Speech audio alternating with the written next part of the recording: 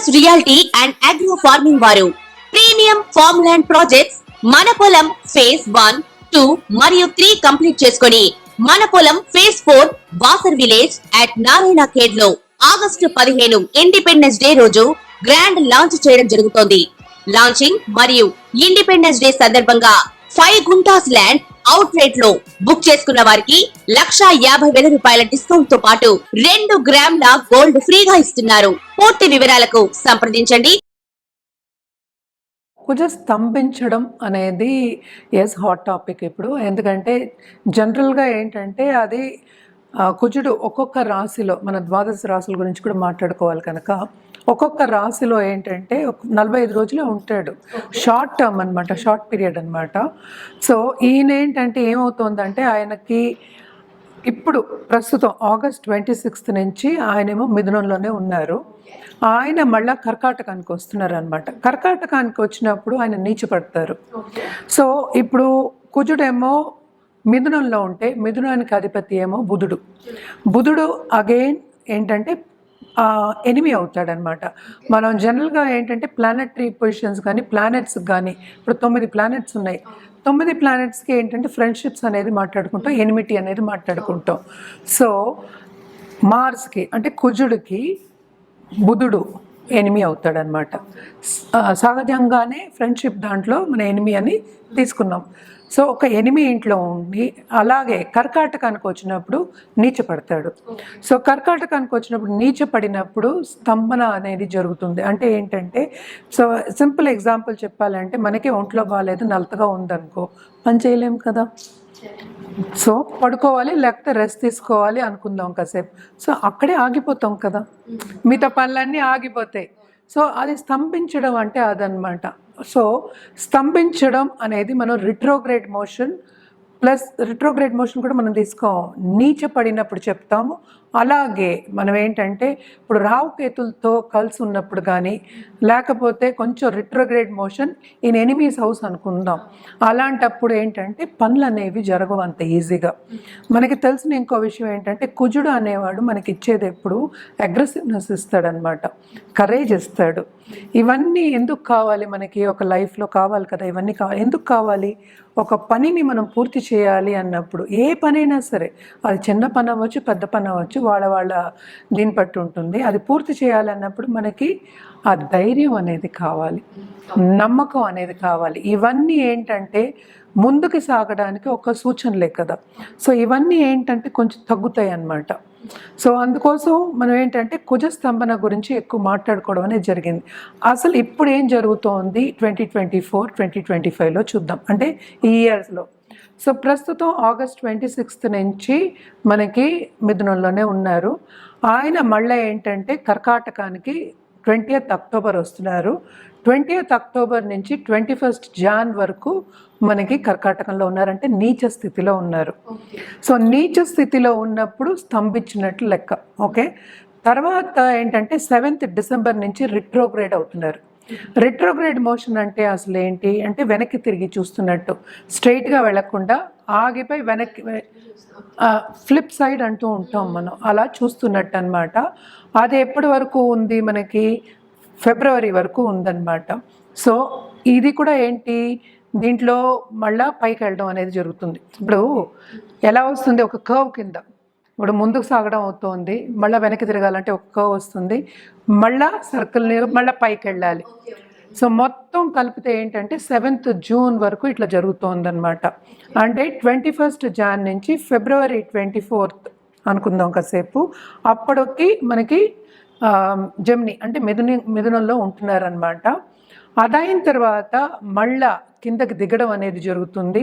మళ్ళా కర్కాటకంలో నీచపడి మళ్ళా 7th జూన్ వరకు అక్కడే ఉండి మళ్ళా సింహానికి వెళ్తున్నారు. ఇంత కథ ఉందన్నమాట వెనకాతల కుజుడికి. అంటే ఇప్పుడు జరిగే పరిస్థితి అనమాట. ట్రాన్సిట్స్ అంటాం మనం, గోచారం అంటాం. సో గోచార రీత్యా మనం చూస్తే ద్వాదశ రాసుల వారికి తప్పక మిశ్రమ ఫలితాలు కొన్ని ఉండొచ్చు. కొంతమందికి ఏంటంటే బాగుండొచ్చు, కొంతమందికి బాగుండకపోవచ్చు. బట్ జనరల్గా ఏంటంటే మనం చెప్పేది ఎనిమి ఇంట్లో ఉన్న, అలాగే నీచ పరిస్థితిలో ఉన్నా కనుక తప్పక కొన్ని ప్రాబ్లమ్స్ అనేవి వస్తాయి. అలాగే కుజుడు మనం ఇంకోటి మోస్ట్ ఇంపార్టెంట్ చెప్పుకోవాల్సింది ఏంటంటే మంగళకారకుడు అంటాం. మంగళం అంటే ఎప్పుడు చెప్తాం మనం? పెళ్ళికి చెప్తాం, దాంపత్య జీవితం చెప్పుకుంటాం అన్నమాట. అలాగే ఇప్పుడు ఈ కాలంలో మనం చెప్పుకోవాలంటే ఇంటర్పర్సనల్ రిలేషన్షిప్స్. అది లేకుండా మనం పనే చేయలేము కదా అసలు. ఇంట్లో సరిగా లేకపోతే బయటికి వెళ్ళి ఎలా పని చేస్తాం? ఎవరో ఒకళ్ళు హస్బెండ్ వైఫ్ బుర్ర తింటూ ఉంటే ఎలా వెళ్ళి చేస్తాం? చేయలేము కదా. సో ఈజీగా ప్రేక్షకులకు అర్థం అవ్వాలని అలా చెప్పాను. బట్ ఎవరైనా సరే రోజు గొడవ పెట్టుకుని ఆర్గ్యుమెంట్స్, డిసగ్రిమెంట్స్ ఉన్నప్పుడు మనం వెళ్ళి చేయలేమన్నమాట. పని చేయడంలో మనకి ప్రాబ్లమ్స్ వస్తుంది. అలాగే లాంగ్ టర్మ్లో మనకి యాంగ్జైటీ అనేది వస్తుంది, మెంటల్ ప్రెషర్ అనేది ఉంటుంది, పనిలో సక్రమంగా చేయలేము. సో అది కూడా ఒక అడ్డంగం కిందే మనం తీసుకోవాలి. అలా ఒకటి కాకుండా ఈయన మంగళకారకుడు, నేను ఇందాక చెప్పినట్టు పెళ్ళికి కూడా మనం మోస్ట్ ఇంపార్టెంట్ మార్స్ బాగుండాలి, కుజుడు బాగుండాలి అని చెప్తాం. అలాగే హెల్త్కి కూడా అంతే. బ్లడ్ రిలేటెడ్ ప్రాబ్లమ్స్కి మనం ఎక్కువ కుజుడిని చెప్పుకుంటూ ఉంటాం అన్నమాట. అవన్నీ రాకూడదు, హెల్త్ ప్రాబ్లమ్స్ రాకూడదు. అలాగే కెరియర్లో స్తంభన రాకూడదు. స్తంభన అంటే ఆగిపోవడం అంటే మనం ఎంత ప్రయత్నించా అసలు అవ్వట్ల. సో అలాంటివన్నీ రాకూడదు అన్నప్పుడు ఏంటంటే మనం కొన్ని పరిహారాలు చేసుకోవడం అనేది వెరీ ఇంపార్టెంట్. ఇది బేసిక్గా ఏంటంటే కుజుడి ఒక ట్రాన్సిట్ కానీ గోచరం కానీ ఈ సంవత్సరంలో జరిగేది. మళ్ళా చెప్తున్నాను. సో కర్కాటకానికి 20th అక్టోబర్కి వస్తున్నారనమాట. ఆయన 21st జాన్ వరకు అందులోనే ఉంటున్నారు. కర్కాటకంలోనే కుజుడు నీచపడతారనమాట. నీచంగా ఉన్నప్పుడు కొన్ని స్తంభిస్తాయి, మనం మాట్లాడుకున్నాం. అలాగే ఏంటంటే 7th డిసెంబర్ నుంచి 21st జాన్ వరకు కర్కాటకంలో రిట్రోగ్రేడ్లో ఉంటున్నారు. రిట్రోగ్రేడ్ అంటే ఏంటంటే వెనక్కి తిరిగి మళ్ళీ పైకి వెళ్తున్నారు. పైకి ఏంటంటే ఎక్కడికి? మనకి మిథునానికి వెళ్తున్నారు అనమాట. సో మిథునంలో మళ్ళీ 24th ఫిబ్రవరి వరకు ఆయన రిట్రోగ్రేడ్లో ఉంటున్నారు అనమాట. మళ్ళీ ఏమవుతోంది? ఏప్రిల్లో ఆయన మళ్ళీ కర్కాటకానికి దిగుతున్నారనమాట. ఏప్రిల్. ఇవన్నీ మనం 24 అండ్ 25. అది 7th జూన్ వరకు కర్కాటకంలో నీచ స్థితిలో ఉంటున్నారనమాట. సో ఇది కన్ఫ్యూజ్ కాకుండా బాగా వింటే కనుక, క్లియర్గా వింటే కనుక అర్థమవుతుంది. సో 3rd ఏప్రిల్ నుంచి 7th జూన్ వరకు మనకి కర్కాటకంలో నీచ స్థితిలో ఉంటున్నారు, డైరెక్ట్ మోషన్లో ఉంటున్నారనమాట. సో రిట్రోగ్రేడ్ లేదు అక్కడ, డైరెక్ట్ మోషన్. అది 7th జూన్కి ఏమో కిందకి దిగుతున్నారు, ఎక్కడ? సింహానికి దిగుతున్నారు అనమాట. సో ఇంత ఏంటి ఆల్మోస్ట్ 8 months ఏంటంటే అన్ని ద్వాదశ రాశులకి ఎఫెక్ట్ అనేది ఉంటుంది. నేను ఇందాక చెప్పినట్టు ఇవన్నీ హెల్త్, అట కుటుంబ విషయం, అలాగే పెళ్లి విషయం, love relationship and also status, ఈ అన్నిటికీ ఏంటంటే భంగం కలుగుతుంది, స్తంభిస్తుంది అని చెప్పడానికి ఇంత వివరణ మనం ఇవ్వాల్సి వచ్చిందనమాట.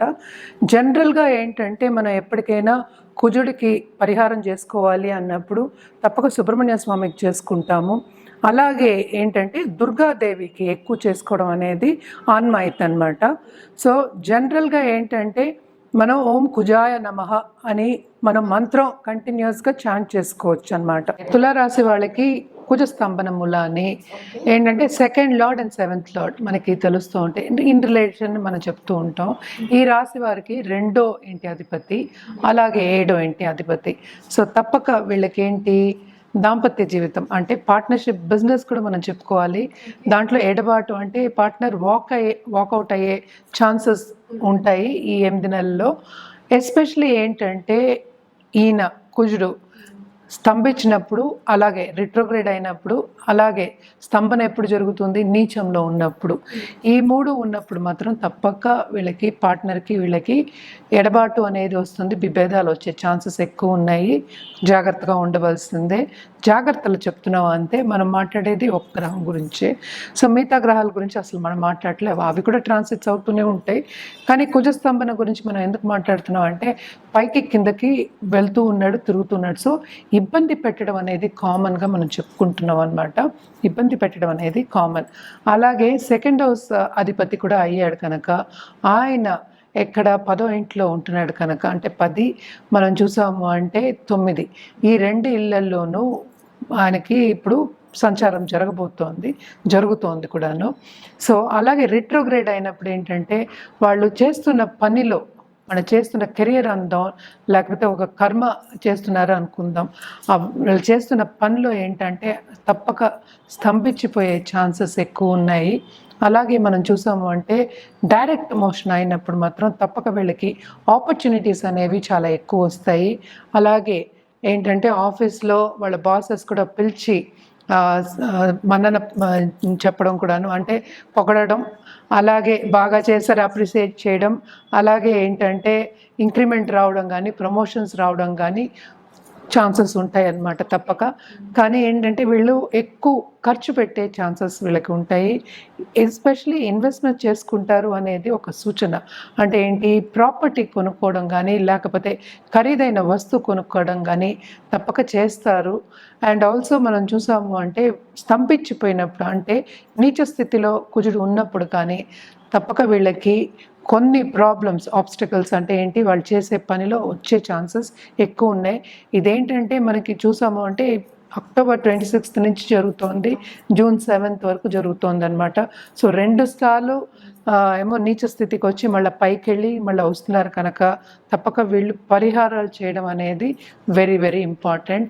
ఏం పరిహారాలు చేయాలి అంటే ఫస్ట్ ఓం శుక్రాయ నమః అని కంటిన్యూస్గా చాంట్ చేసుకోవాలి. అలాగే లక్ష్మీదేవికి శుక్రవారం పూజ చేయడం అనేది ఎక్స్ట్రీమ్లీ ఇంపార్టెంట్. ఎందుకంటే వీళ్ళకి ఈవెన్ కొత్తగా పెళ్లి కావాలి అనుకునే వాళ్ళందరికీ కూడా కొన్ని ఇబ్బందులు వచ్చే ఛాన్సెస్ ఉన్నాయి. ఎందుకంటే 7th లార్డ్ పార్ట్నర్కి కూడా మనం చెప్పుకుంటాం, కుటుంబ పరంగా కూడా చెప్పుకుంటాం. సో మంచి పార్ట్నర్ రావాలి అన్నప్పుడు తప్పక లక్ష్మీదేవికి శుక్రవారం పూజ చేసుకోవడం అనేది ఇంపార్టెంట్ అన్నమాట. అలాగే ఇవి రెండు కాకుండాను నవగ్రహ స్తోత్రం చదువుకోవడం మంచిది. అది ఎప్పుడంటే ఫ్రైడే. ఏ రోజైనా రోజు చదువుకోవడం, నిత్యం చేయడం అనేది వెరీ గుడ్. బట్ ఫ్రైడే అయినా కొంచెం చేసుకోవడం మంచిదన్నమాట.